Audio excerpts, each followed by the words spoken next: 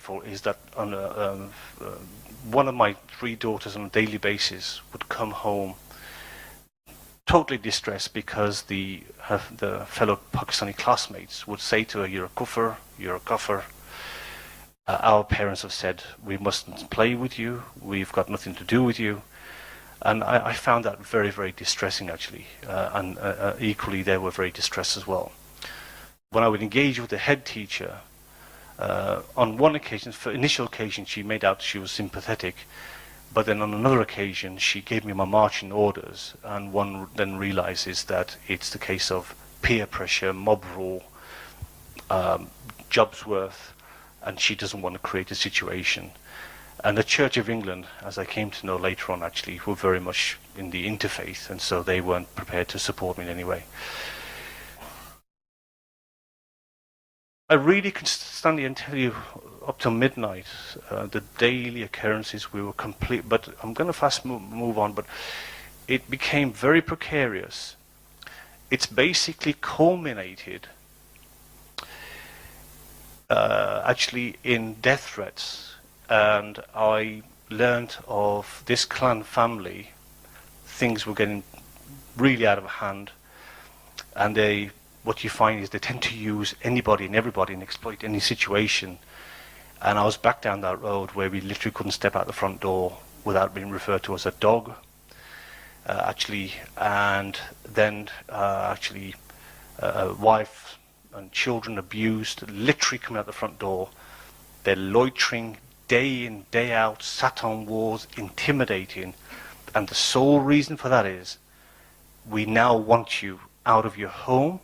We want you gone. And they've told me many times, we want you out. So I continued to fight the good fight, but unfortunately got to a point where I learned of an attack through a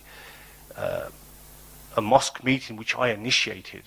These grown thugs, these men of my age, my generation, were unrelenting, and I initiated a mosque meeting, and I sat down with the imam in the local mosque, and I had one friend from years gone by who knew of this family. He used to live in the locality but moved on. He tried to offer me his support, and a neighbour that lived behind me, a very decent individual. So 3 of us in our camp went along and we engaged with the imam. And it was at that meeting I found out, actually, in the summer, sort of like August of 2015, that they were going to have me attacked. And actually, the imam said to that particular person, "You know this for sure?" And the gentleman said yes, and he said, "Well, that needs reporting to the police." And of course, as far as I know, he didn't do. So I reported to the police, and I said, "Look, this clan family is going to have me attacked." And it was dismissed by a so-called police officer that was assigned to us since 2014, and things are really escalated now. And you could feel the friction in the air. And unfortunately, what happened, they, true to their word, come November, so 3 months or so further on from that mosque meeting, I went to get in my car. This is Nissar Hussain, a father of 6. In November last year, he was going to his car when this happened.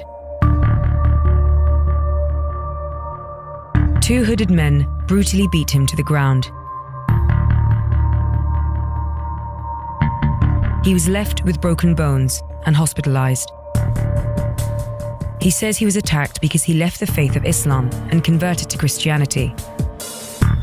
Since then, he says he's faced continual harassment from his local Muslim community in the north of England. In the months leading up to the attack, Mr. Hussain placed hidden cameras around his home, filming what he felt were threats against him and his family. Do you feel like it's been an active religious hate campaign to cleanse you out, essentially? Yeah, without a shadow of a doubt, actually, because as soon as my conversion seems to have spread like wildfire, and then before you know it, you're shunned isolated, and then treated with contempt.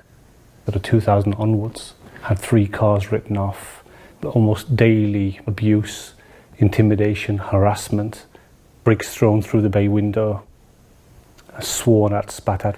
My wife, especially with my daughters, being intimidated, harassed, and then things are escalated to such a degree that you literally are having to flee for your lives, actually.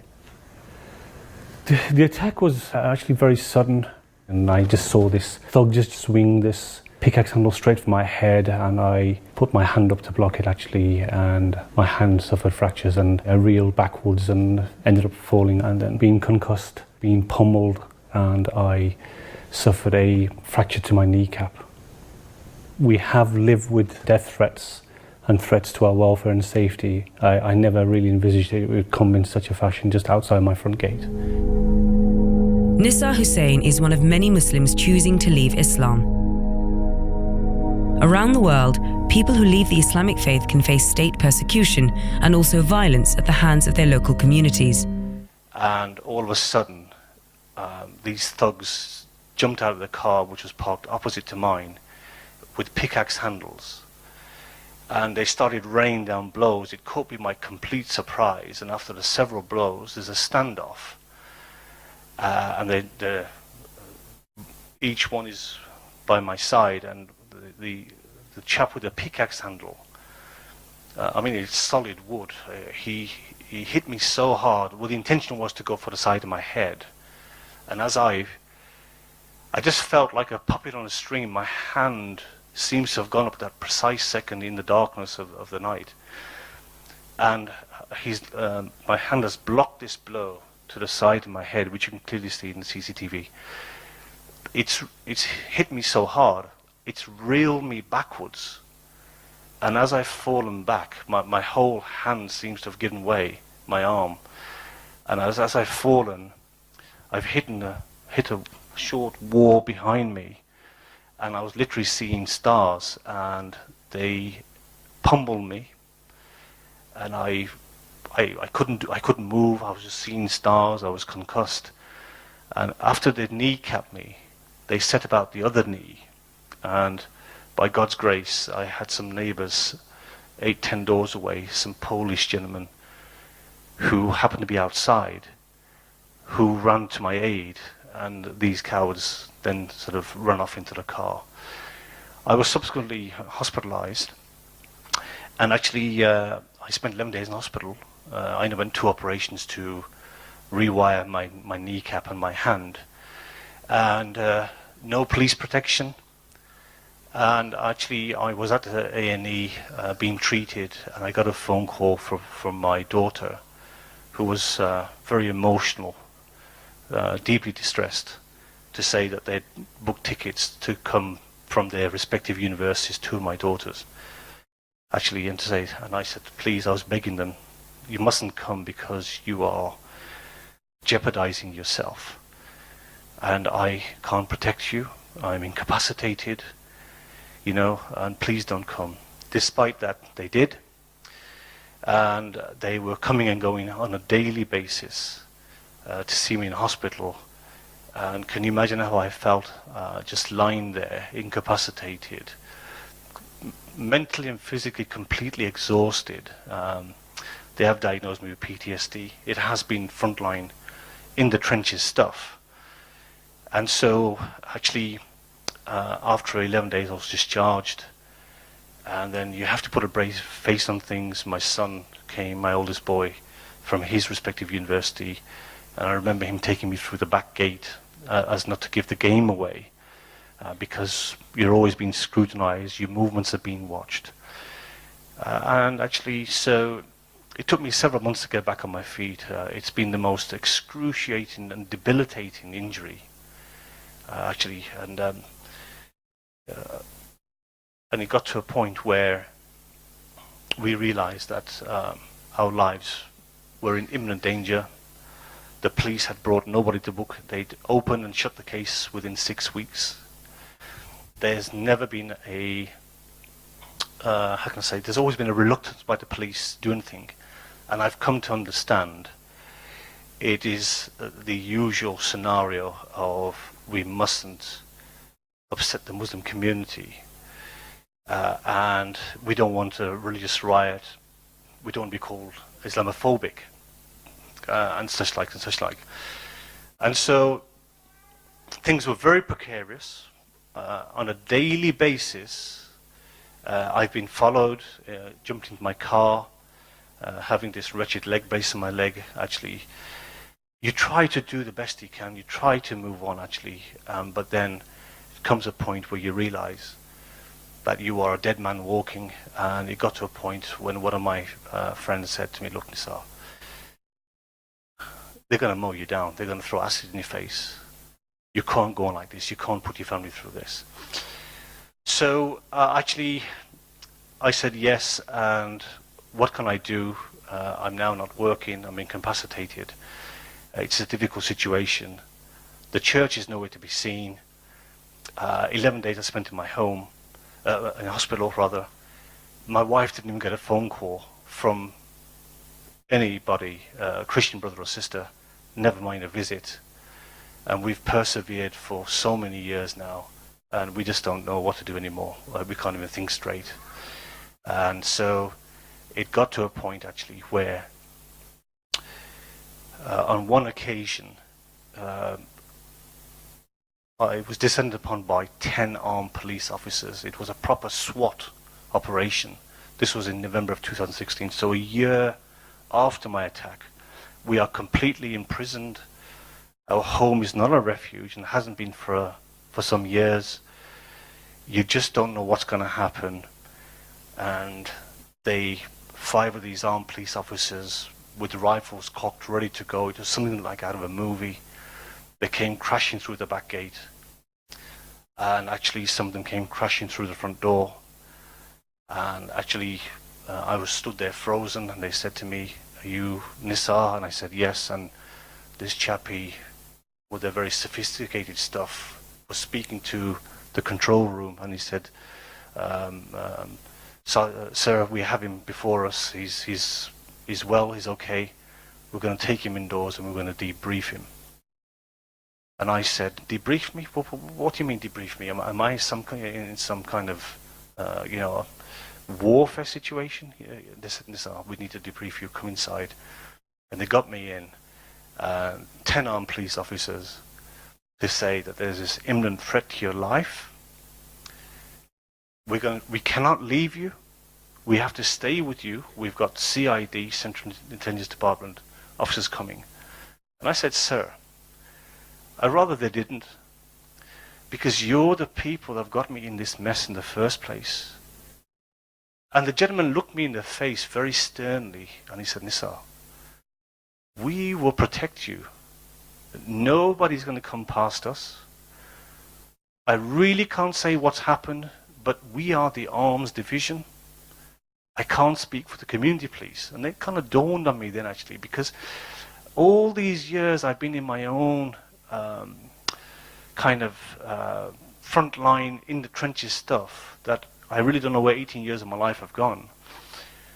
Combined with the house move, being completely isolated, having no church, having no Christian community, even the Pakistani Christian community. Stand with us, make a noise, go public, get MPs to do it democratically, go and see police inspectors, because it has just been a survival situation. And he said to me, look, it's the community police. I can't speak for them, but what I can say, it should never have got this far, and it should never have come to this. And I said, yes, don't I know that? So I said to him, look, actually, believe it or not, we'd been, some weeks prior, we had been moving by stealth. And we've been overnight, early hours in the morning, my wife and I have a van after the back gate, to the side of our road, and by stealth we've been moving our furniture. My children, those that were living with us, are actually at a safe location, and the intention was to drive over actually and unload our stuff. So he said, look, and I said I need to park my car. And would you believe they wouldn't even allow me to walk sort of from here midway to that room to where my car was parked outside? And they said, one of the armed officers said, I can't leave you out of my sight. I'm going to come with you in the car, and you can move your car and bring it round to the back and park it up, but I have to come with you. So all said and done, they agreed that they should then, in a convoy, take me onto the motorway. I wouldn't declare to them where I was going. I'd lost complete faith, and I had for many, many years. But then he said, please, would you be prepared to speak to my inspector, who then can liaise with you? Because I said, look, I need to come back for other things. And they said, well, every time you come back, we now need to liaise with you to have armed police protection, to go to your home, and then we will then safely take you back onto the motorway. But we can't sort of allow you to come to Bradford without armed police protection. So since November of 2016, on that particular SWAT operation day, I've had several visits back to my home, taking our stuff out of our home under armed police.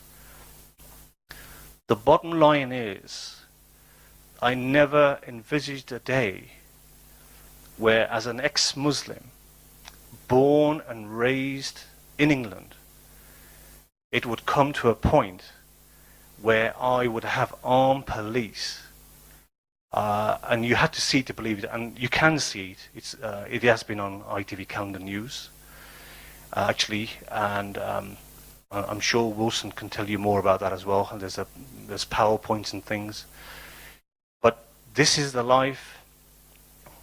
We have relocated to another part of the country where, and I'll tell you very openly, there are no Pakistani Muslims or Muslims per se in and around that area within a 35-mile radius. And actually, however, the place that we're living, it's called civility, civilized conduct.